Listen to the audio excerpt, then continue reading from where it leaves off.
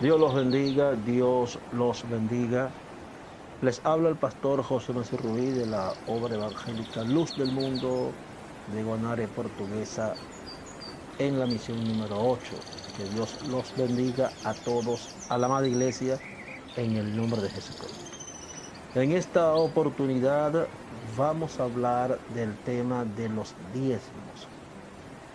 En número 18, 8 y 21 dice, dijo más Jehová a Aarón, he aquí yo te he dado también el cuidado de mis ofrendas, todas las cosas consagradas de los hijos de Israel, te he dado por razón de la unción, y a tus hijos por estatuto perpetuo.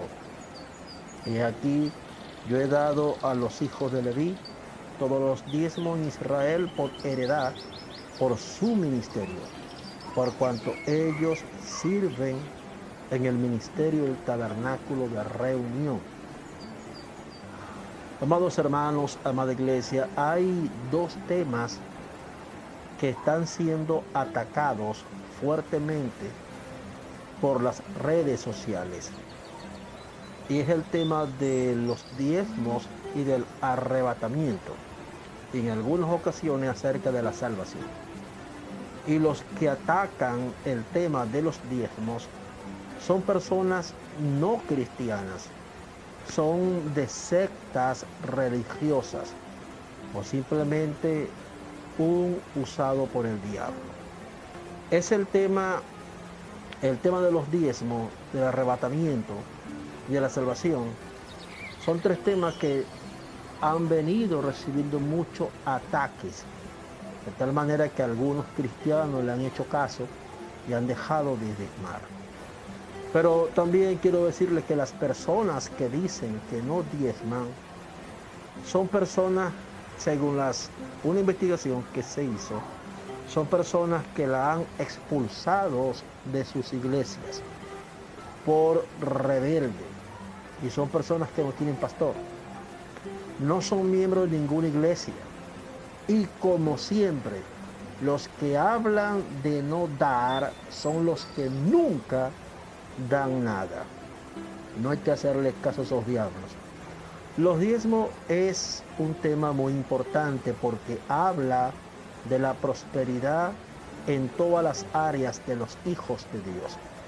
Definitivamente Dios enseña en su palabra que la prosperidad de un hijo de Dios está en buscarlo a Él, en diezmar y tener una buena y saludable administración.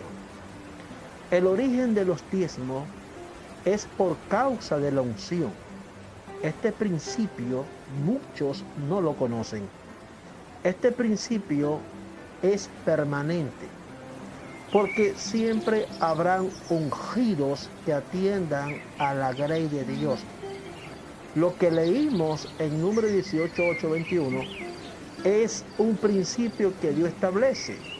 Dios le dijo a Israel y a los levitas, las ofrendas de los israelitas yo se las he dado a ustedes por causa de la unción, por causa de su ministerio que yo lo ungí. Entiéndase eso, el origen de las ofrendas y de los diezmos es por causa del principio de la unción.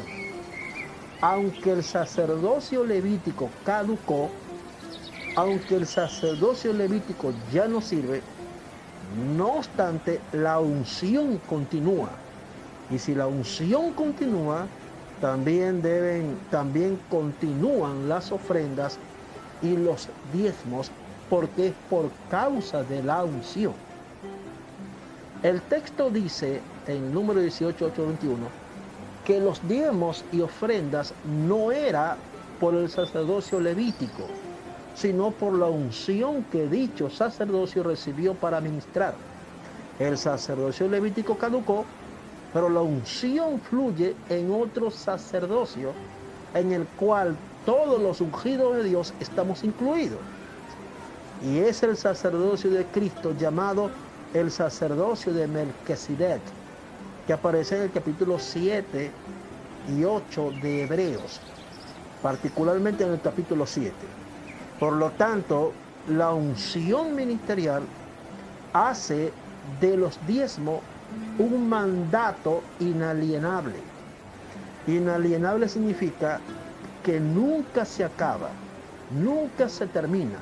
Ninguna dispensación los anula, ninguna dispensación los cancela, ninguna dispensación los saca de escena, porque todavía hay unción fluyendo, y la unción que fluye es por el sacerdocio de Melquisedec, y todos nosotros estamos incluidos, somos ungidos dentro de ese sacerdocio.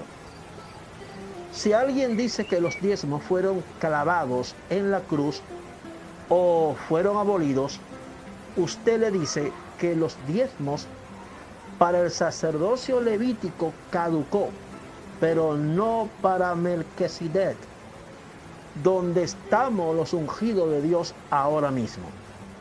Y aunque hay 5 ministerios, no obstante, el ministerio que debe administrar los diezmos es el ministerio pastoral, pues que tal ministerio es el que se asemeja al sacerdocio levítico. Un buen pastor da la vida por sus ovejas. Un buen pastor se interesa por las ovejas. Un buen pastor está pendiente de las ovejas.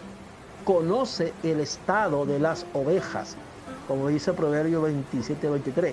Las cuida de los lobos, de los osos, las cuidas de los leones, de los apóstatas, de los falsos profetas, de los falsos maestros, las cuida del mismo diablo.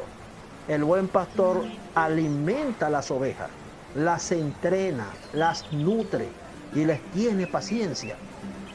Si el pastor no tuviera el don y el llamado de Dios para ser pastor, desde hace rato hubieran muchos pastores muertos de un paro cardíaco. Por eso que estas acciones del pastor era semejante al ministerio levítico que hacía era instruir. O sea, los buenos levitas instruían, discipulaban, cuidaban, alertaban, explicaban la ley, etc.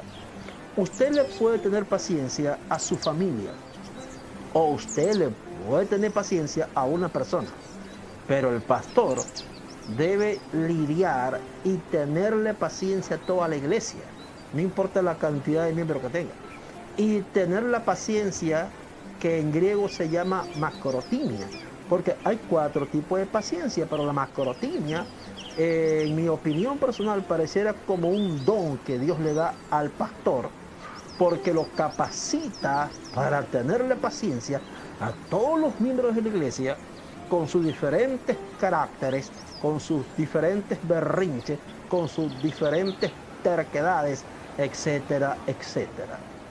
Orientar, aconsejar es tarea de un pastor. Explicar, enseñar, exhortar, reprender es tarea del pastor. Es un trabajo diario de un pastor. Además de orar diariamente por su iglesia y velar por su iglesia, debe hacerlo por su vida personal y también por su familia como principales prioridades. Todo eso lo hace un pastor, además de llevar una disciplina de un ritmo de lectura diaria, una disciplina de estudio de la Biblia diario, para tener siempre pasto fresco que darles a las ovejas. Por esa razón, el ministerio pastoral es semejante al levítico, por estas responsabilidades que los pastores tienen. Y si un pastor me está escuchando y no tiene nada de esto, no sé si será llamado, y si es llamado, pues hay que ponerse las pilas en orar, en ayunar y en meterse con la Biblia, estudiar la Biblia y libros que enriquezcan nuestros conocimientos espirituales.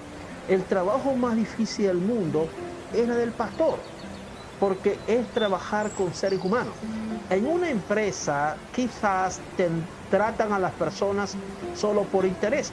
A lo mejor tal persona cometió una falta o una falla y quizás la amenazan con despedir o la despiden. Un pastor hace todo lo contrario. Restaura, revive a la persona, lo anima, le hace ver lo importante que es y que un error o falla lo comete cualquiera, le da importancia a las ovejas. Por eso el mejor candidato calificado para administrar los diezmos de Dios es el ministerio pastoral. De manera que el diezmo es algo que se viene practicando mucho antes de la ley de Moisés. Por lo tanto, el diezmo no es de la ley de Moisés. Si no es de la ley de Moisés, entonces no fue abolido. Si no es de la ley de Moisés, no fue abolido. El hecho de que la ley de Moisés mencione los diezmos no quiere decir que se originaron en la ley de Moisés y no quiere decir que se originaron en la ley, porque unos 500 años antes, más o menos, ya se practicaba el diezmo hacia Dios por causa de la unción. Si usted lee Génesis 14, 17 al 24, dice que Abraham le dio los diezmos al Melquisedec. ¿Por qué le dio el diezmo a Melquisedec? Por causa de la unción, porque Melquisedec era un ungido, era sacerdote del Dios Altísimo. Por causa de esa unción que Dios le dio a Melquisedec, por causa de esa unción, por causa de ese ministerio, Abraham le dio los diezmos a Melquisedec. Es por causa de la unción que el ungido tiene, es el que uno diezma. Dice Génesis 28, 22, que Jacob le prometió a Dios entregar todos los diezmos. Todos los diezmos. Los diezmos pertenecen a los mandamientos del gobierno de Dios. Y tales mandamientos son inalienables, porque nunca se acaban, ninguna época los anula y ninguna dispensación los invalida. Pero ¿cuáles son los mandamientos del gobierno de Dios que son inalienables y que ninguna dispensación los anula? Son muy sencillos. Por ejemplo, Génesis 2:19 enseña el deber de trabajar, con el sudor de tu frente comerás. Pregunto, ¿qué dispensación ha anulado o invalidado o abolido ese mandato? Ninguno, o sea que todavía sigue vigente. El mandamiento que aparece en Génesis 3:16, donde dice la Biblia que le dice a la mujer, y el deseo de tu corazón será para tu marido, y él se enseñoreará de ti. Ahí hay dos mandamientos inalienables para las mujeres, para las mujeres casadas, en su mayor porcentaje. ¿Ves? Dice la sujeción de la esposa al esposo. Cuando la Biblia dice, y el deseo tuyo será para tu marido, y él se enseñoreará de ti. Ahí está estableciendo que el hombre es la cabeza de la esposa, como dice 1 Corintios 11:3, que el hombre es la cabeza de la mujer.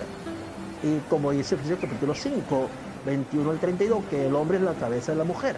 Entonces, eso es un principio inalienable, porque no me venga a decir usted que ya eso pasó de moda, o que la cruz de Cristo anuló ese principio de mandamiento inalienable. La orden que Dios estableció a la mujer de dar a luz con dolor, eso todavía se ve, eso está vigente. También los diezmos están dentro de ese mandamiento del gobierno inalienable de Dios. También está. Aunque los diezmos, fíjense bien lo que dice Génesis 26:5. Cuando Dios le habla a Abraham, le dice, por cuanto oyó Abraham mi voz y guardó mis preceptos, mis mandamientos, mis estatutos y mis leyes.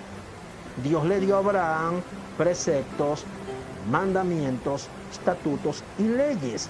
Y por inferencia bíblica allí está hablando de los diezmos. Así como está hablando de la circuncisión, está hablando de los diezmos. Aquí están hablando de los diezmos. Aunque no se mencione, está hablando de los diezmos. Y tenemos que guardarlo porque es un mandamiento inalienable. ¿Puede alguien decir que algunos de estos principios y leyes han sido abolidos?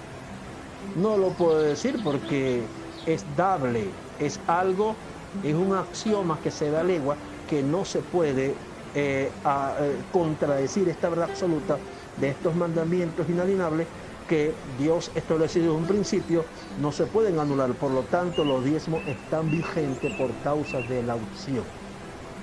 Dese cuenta, amados hermanos y hermanas y amigos que puede estar escuchando esta enseñanza, el diezmo sirve para el avance del Evangelio, sirve para predicar, sirve para discipular, para ayudar, sirve para la prosperidad de la iglesia y particularmente sirve para cada hermano.